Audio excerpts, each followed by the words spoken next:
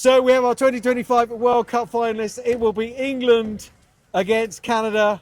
Semi-final 2 is over. Anna Caplice from Ireland, Sude from England to give their thoughts here at it's a blustery Bristol Ashton Gate. Ladies, I come to you first, Daisy. Your assessment of the game as a whole. My assessment of the game as a whole, England won. They're in the final. England are in the final. What you want from semi-finals is to win them and to get through to the final. Yep. And what we also want is absorbing, exciting games that at half-time you've got no idea which way it's going to go and everyone's on the edge of their seat, and we got that. We also got a pretty error-strewn game from both teams. Both teams looked pretty nervy. But that made for excitement, right? Good gloss and polish. The Capers is a neutral. It was great for a neutral. And you know what? The English fans need to kind of get used to that, you know, like getting behind the girls when things are in the balance. It doesn't happen for them often. They're so used to the big tri-fest and they're so spoilt with that. So it is good for them, especially before a final now as well, to see, like, you know, to see a bit of character from England as well, and not just run the tries in and not just, you know, tries from everywhere and opposition on the back foot. So it is good for the fans, number one, to kind of go through a day like this, and the girls, like, going into a final. So, you know, if you're Canada watching that, you're probably feeling maybe not too worried, because I don't even think England were at their best still. So, like, is there going to be a case of that was Canada's best performance last week and they played their final already? Is that what we're going to be looking at next week? And England still have another step in them. So that's my overall assessment. Well, obviously, because now it's all done now. We've got the business, the actual business end. This is what everyone's thinking. Who's going to win next week? Yeah, absolutely. So, yeah, look, it is going to be England-Canada rerun of a certain 2014 final. Oh, lovely memories. Lovely memories. Lovely Johnnie. memories. Yeah, Daisy and I called that one back at the Stade Jean Bouin all those years ago. But you talk about England fans being spoiled, and I get that. And are England a little bit spoiled in the fact that they just run right over teams, and yet today they couldn't do that? But was that through their own mistakes, or the French were good? Because if we look at it, France left at least 2, if not 3 tries out there. I mean, definitely. And they weren't up to much today, France. Oh, it's a combination, isn't it, of factors? So definitely conditions at the start, not so great. Definitely a bit greasy, right? Yep. So some of the errors that we saw early on, it was a bit greasy. But then if you've got 2 really well-matched teams, you know, they can both put each other off their game. And so you weren't seeing really fluent play from either England or France. And yeah, we're used to seeing England run in the tries and put loads of points on teams, and they did not do that today. But what they did do was grind it out when they had to. What they did do was believe enough in themselves when it was tight. What they did do was, in the moments when it really, really mattered, they got they went back to basics. They got the ball in the corner. They went for their bankers, catch, drive, get it over the line. They got it over the line, right? And that's what matters in semi-finals. They're now in a final at Twickenham, which we all know is sold out. It's going to be a game-changing moment for women's rugby, and the pressure that all of these players are under, because they know that, is massive too. And they got through, and they're into the final. But I take this from a point of view that England chop and change, and we could put 2 teams out here, and we'd still be fine. And there's a real confidence / arrogance to it, and your basic part of your games weren't good enough today. Yeah, whether it be line out or staying away from the best defender in the line out, best defender in the world, which under 8 kids will be told tomorrow morning is the touchline, and you've got international, world-class players, player of the year, going into touch, giving the ball back to France. These are fundamental errors that England won't be afforded next week. But don't you prefer that they make those errors this week? Like, if I'm running in, it's so frustrating to personally be bundled into touch, and then to see one of the platform that you've created, one of your teammates waste that and go into touch. there's no way that you're doing it again the following week. Like, it's one of the most frustrating things as a player to actually manage. So that's just one element of it. Like, and we've seen how teams can change from week to week in Six Nations, but especially in World Cups, like what they can go away and do homework. Like, I agree that, they are making like basic errors, but it's so uncharacteristic of them. But it is good for them to have to grind it out, Daisy, because like they will be grinding next week. Make no bones about that. It's not going to be a tri-fest. It's going to be ugly. So the fact that they've kind of lived through that, kept their heads, made those errors, and still were able to finish on a real high, that is a better prep than steamrolling France today. Yeah, no, I couldn't agree more that you want a decent contest. And we said this World Cup for them is going to be about 2 games. Today's game is a semi-final, whoever they met, and probably a final. And they had to grind it out. But what I do go back to is learning throughout a World Cup, restarts, Daisy. We're back to Brighton. We're back to... Yeah, they couldn't take a restart in Brighton. And they can't take a restart again here We today. had the same conversation, right? But yeah, I mean, there's no glossing over it. No. England were not good on restarts today and probably overcomplicating it. Probably just needed one of their biggest forwards to stand on the ball and catch it and set the ball up. But again, it's your brain gets a bit scrambled in big games sometimes. Like pressure's on, whatever it is. They definitely did not do the restarts well today. But let's hope they sort it out for the final. And if you got 24.4 today, 25.4 thousand. Beautiful. Amazing. It's 82,000 next year. Next week. Of people, Next week. Next year. Next week. Of people expecting you to win. Yeah. That is suffocating. Yeah, funnily enough, I think it's a little bit different. I think today is far more pressure. Okay. Right, you come into this tournament expected to get to a Rugby World Cup final and to be in it. And to the semi-final, when you know you're playing a team that you have been a bogey team before, that you have lost to, that you've had some poor performances against. For me, that's bigger pressure because the thought of not making a Rugby World Cup final on home turf. I actually feel like next week they get to play a bit freer because this is it. They've earned their chance to play now. So I think today's almost more a higher pressure game than next week. And as Anna's saying hello to lots of different friends, I mean, it's surprising, isn't it? She knows a lot. I mean, she doesn't know anyone. She's quite quiet rugby world, does she? Quite a quiet soul, so no one really she knows the who DJ she in the is. stadium when she's dancing around with the DJ in the stadium. That was so good. But Anna does know everybody. It would appear in the entire planet. Anna, let's throw a couple of bouquets to France because they've had one hell of a week, and you've done a lot of talking about the game against Ireland last week, but they've had a hell of a week, and they got pelters from left, right, and centre, rightly or not. They've come here today and utterly fronted up and put under England under serious pressure, and they could have could have scored 2 or 3 more tries. Yeah. I always say the one thing you can't take away from France is the fact that they are French. And I always say it, you never know what they're going to do. I know it might sound Can't argue obvious, that, can you? but it's very argue true. that. But the thing is, no one actually knows what that means. It just we know so well, you never know what kind of France is going to turn up.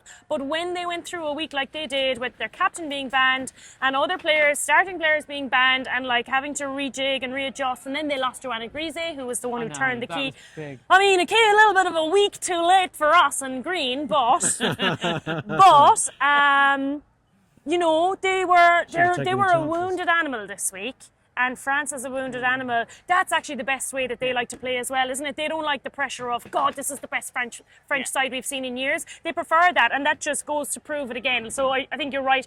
Throw them, the bouquet a little bit, because they came out much better than anybody expected. Yeah, and they were sharp, weren't they? They were on the front. We know they've got From the opening whistle. those big ball carriers, the power in the pack. And they lent in on that in the first, the whole game, but particularly in the first 5-10 minutes. And you really tried to put England pressure and did. And able to, every time that England scored and the crowd were like, yes, this is it now. Came straight back, didn't they? Straight back in, Yeah. and the crowd was like, the English crowd was just so not used to it. Yeah. So, props to France. They were so upset at the end. Like, I think, They argue that they don't, but they must still be carrying, you know, how close they were to the final the last time. Yeah. And they came here to win. Yeah. Like A penalty kick. Yeah, penalty kick that went across the post. Like, that is how close they were. And that was against New Zealand, who won it. Yeah. We're getting blown out of it. I'm holding it back. It's all right. Fine. Okay. I've got it. We're okay. But it wasn't so windy inside so the conditions were actually kind of perfect, really, for playing this afternoon. So, you know, you can't even take that as a factor into it for either side, obviously. But in terms of French mentality and everything, like, they're really disappointed. They wanted to play in that final. They were eyeing up that final for sure. Yeah. No, they absolutely were. Let's go back to England. What do England need to do different next week, if anything? Honestly, the biggest thing I think is just relax a little bit. A load of the stuff that wasn't going quite right for England is the stuff that you do when you're just getting a little bit tighter. Amy Cockayne line out. You know, and Amy Cockayne line out It's goes amazing. slightly Line awry. out forward. Zoe Harrison's first kick to touch went sort of 5-10 metres when they'd normally go much further. So there's so many of those. And so for me, and I do believe this will happen, because the pressure of getting to the big dance on home soil's now gone because they're there. Relax a little bit, play their natural game, and lean into that. And I could see them playing a lot better. That's it for me. But it's actually true, because what has happened, everything that happens up until, what time is kick-off on 4 o'clock, the 4 final. o'clock? Yeah. Right.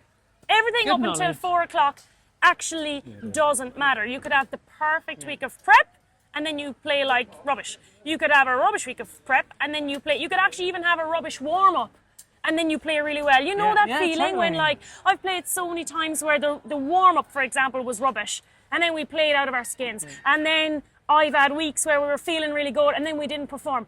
Nothing matters until 4 o'clock next week. Yeah, you'll do all your prep anyway, and you'll do all your homework, and you'll fix the things that you want to fix. You know, the restarts, the passes that just quite didn't go to hand, the kind of forced offloads, being too flat to not get the pass Really away. flat, weren't they, at times? But Yeah, they've been like so that all flat at tournament, and they times, haven't yeah. fixed it. Now's the time to fix it. So it actually, the whole tournament's been unreal. From a women's rugby perspective, and I know we've talked about it every week, it's been just Hasn't it? phenomenal. I cry every week. I've been crying almost every day this past month. It has just been outstanding. And then on top of that, like, the rugby that's gone with it. For England, they would have liked to have performed more throughout their home World Cup. It actually doesn't matter. It doesn't matter. Come 4 o'clock, all bets in are the off. final. You're in the final. Every minute counts. Doesn't matter. Look at France this week. Look how rubbish their week of prep was. All these things, pulling and dragging, players being banned, and citations, and la la la. You know?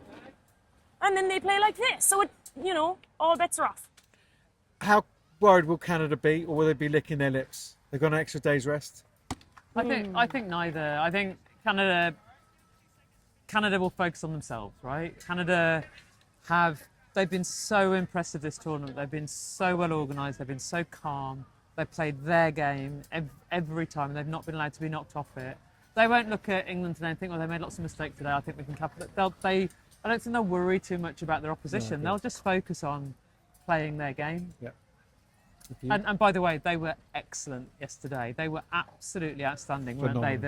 The speed of the ball, the speed of the fizz of the pass, the strength in the forward, the calmness of the line out and the scrum, the set piece. They really were excellent yesterday. And I have to back that up. They were outstanding. Outstanding. Like, one of the best complete rugby performances I've ever seen. And even on comms last night, you know what the first thing I thought when I woke up this morning was, like, I didn't big Canada up enough last night. Because what if, there are new eyes coming to the game every week, and some have come from the world of rugby. That. It's just what happens every week. Well, but this is it. And, like, there's going to be 82,000 people there, and a lot of them will expect England to win and probably, perform really well. And they won't expect Canada, who are Canada in the rugby world. And they don't understand how good this women's Canadian side is. So people have to understand that coming into this game. They have to understand that this isn't a gimme. I reckon people will look at that like, that'll be a gimme for England, because they don't understand how good Canada are. And Canada have been Sophie de Goody, Justine Pelletier, Alex Tessier. Like Outstanding. Off the chart. So good. outstanding, off the charts, and England have to be on their best behaviour, best performance. And talk about behaviour, 2 penalties they gave away last night. A coach's dream. I loved watching them last night. I thought they were just amazing. So England have got to pull out all the stops and to stop the Canada wave.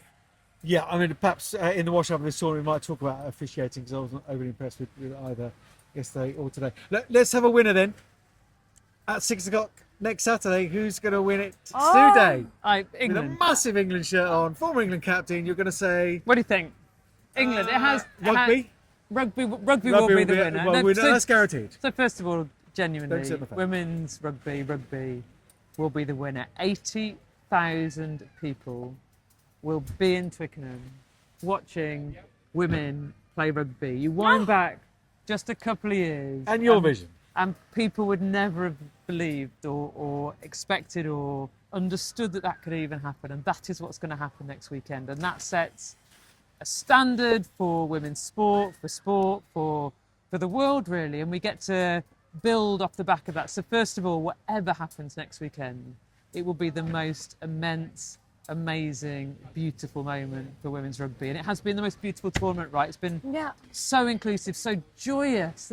That's the word, isn't it, right? Everywhere you've been in the tournament, you've just felt absolute joyous. joy. And so there will be 80,000 people full of joy next weekend. And my view is they'll be full of joy, celebrating an England win. I have to back England, right? Anna? Can I give you an example of what the joyous is, right? I've never seen people dance. I haven't seen people Brazil dance. arriving at Franklin's Garden. No, from today, right? Okay. To keep it, because it's getting bigger, right? And we had all those moments like Samoa, Brazil, all those things that have been utterly amazing. I've been wondering. There's been Mexican waves at almost every game. I've been wondering who's starting them. Right. So there's kind of a lull, there's a scrum going on. It's a small, quiet moment. And this lady, she had a player's name on her back, a former English player, I think. Anyway, she had a name on her back. I can't remember who it was. And she stood up and she's like, "I'm going to start a Mexican wave." It's a very good English accent. And everyone was like, "Okay, go on.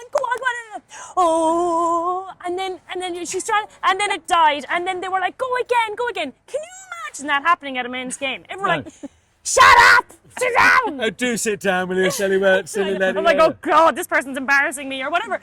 There's no the dancing, the singing. Yeah. It has been just so incredible, and I can't wait for it to happen in Twickenham next weekend. On the Winner? pitch. Rugby. Don't Okay, say all right, the okay. fence. I'll say. Unless you don't really I'd say want Canada to even it out, right? to. Okay, perfect. Me, Canada too. Yeah. But I want, for the sake of women's rugby everywhere, I want the professionalisation that has taken place in England the last few years with the Premiership and with the pathways that they've built to be rewarded. And that's a really important point, right? It So really is. Canada are a semi-professional team. They're not a professional team. They've had to crowdfund, and a lot of their players have developed because of the investment that has gone into PWR here. And that is so important that everybody understands that for women's rugby to go to the next level, for these teams to be successful in the next World Cup and the one after, investment in infrastructure and in these amazing women and